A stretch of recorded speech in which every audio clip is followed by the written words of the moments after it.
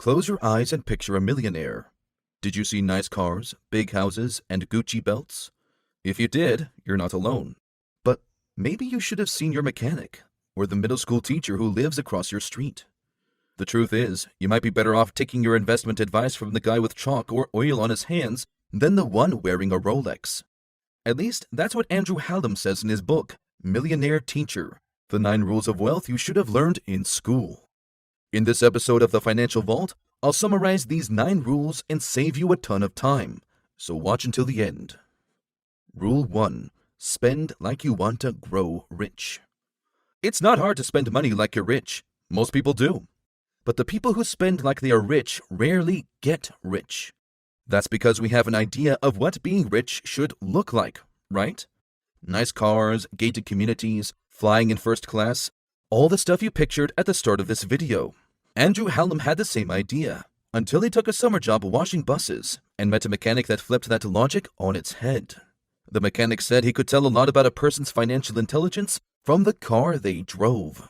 People who drove expensive cars were probably not very smart with their money, but people who drove cars that got them from point A to point B without all the bells and whistles were likely the owners of much bigger bank accounts than you would expect. That's because cars lose value as soon as you drive them off the lot. The same car that set you back $25,000 brand new will be worth a few $1,000s less the very next day. This is why cars are one of the very worst investments you can make. There are 2 notable exceptions to this rule. 1. Collectible cars that go up in value due to their rarity, and 2. Cars used for business. In these cases, your car is an asset that generates income, plus your interest payments on a car loan would be tax deductible as a business expense. Wealth isn't about how you spend, but how you save. Living below your means, avoiding debt, building savings, and investing wisely are the marks of true wealth, even if they're not as sexy as a Porsche. Rule 2. Use the greatest investment ally you have. A Chinese proverb says, "The best time to plant a tree was 20 years ago. The second best time is now." The same goes for investing and building wealth. Start today and use all the time you have left to let that money tree grow. Compound interest is the perfect example of the power of time. The interest you earn begins to earn interest on itself. Let's say you invested $10,000, which compounded annually at 5%. In 30 years, your investment would be worth over $40,000.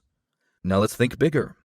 Let's say you save $100 a month starting at age 20, earning an average of 4% annually, compounded monthly across 40 years. By age 65, your principal investment would be $54,000, but now you would have $151,500, thanks to your new best friends, compound interest, and time. Rule 3. Small percentages pack big punches. Now that we have seen the power of a 4% interest rate, it's easy to imagine how what seems like small fees can add up big. A mutual fund with a 1.5% annual fee will consume a quarter of your returns every year if you average a 6% rate of return. Think of all the other ways that money could have been working for you during that time. This is one of the reasons Hallam is such a huge fan of index funds. They have low fees and don't have the hidden costs that most actively managed funds do. Index funds are the real MVP of the market for most investors, and our good friend Warren Buffett agrees. Rule 4. Conquer the enemy in the mirror. Don't worry, this didn't just turn into a self-help video. I'm sure you're very attractive, but you know what's ugly?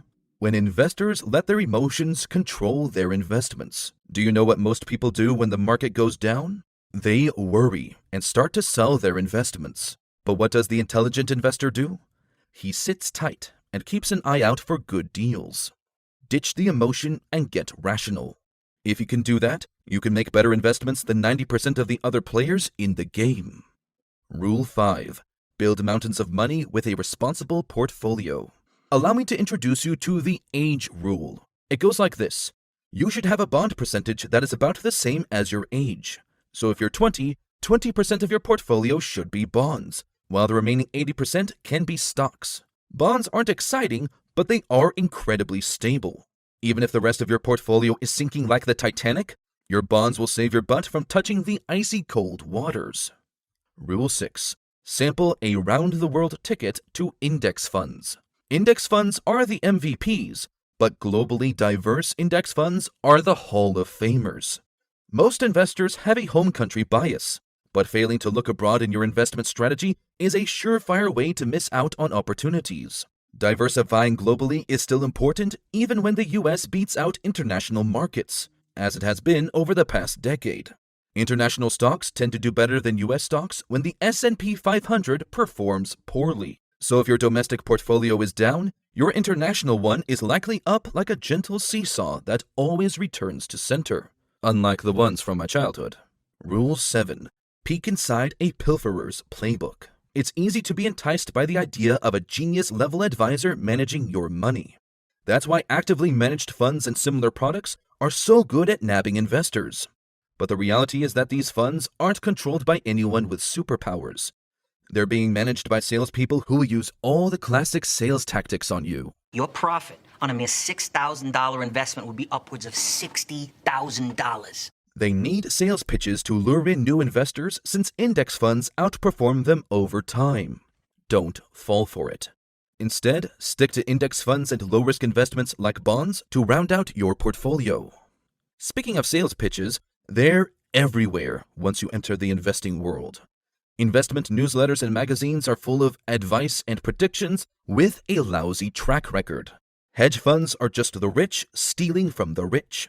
Trends, startups, and emerging markets are all just a salesy way of saying in desperate need of cash. Don't be tempted into trying to time the market. If it seems too good to be true, it is. Stick to diversified index funds. Seriously, I can't stress this enough. Index funds are the way to go for 99% of investors. Rule 9. The 10% stock picking solution. If you really can't help yourself. Okay, you really want to buy specific stocks. I get it. Every investor has that phase where they think they'll beat the market and go down in the investing hall of fame. You might be considering investing in crypto or even day trading. At the very least, you want to buy individual stocks to eventually give Warren Buffett a run for his money. But should you? Probably not. But we both know you'll do it anyway. If you must, use no more than 10% of your portfolio for that purpose and select them very carefully. Think of a plan to evaluate companies and only buy shares of companies that you understand and see the value in. Don't dump your life savings into Tesla just because it suddenly started going up a few days ago. Be wary of companies that carry a lot of debt and aren't profitable. Any downturn will mean struggle or even bankruptcy. You didn't have to get a summer job washing buses to learn the 9 rules of wealth Hallam teaches in his book. You didn't even have to spend a few hours reading the book. So make sure to subscribe to the Financial Vault for more useful videos just like this. Now watch this video showing up on your screen. You'll love it. Don't you trust the powers of the YouTube algorithm? It carefully picked this video just for you. What are you waiting for?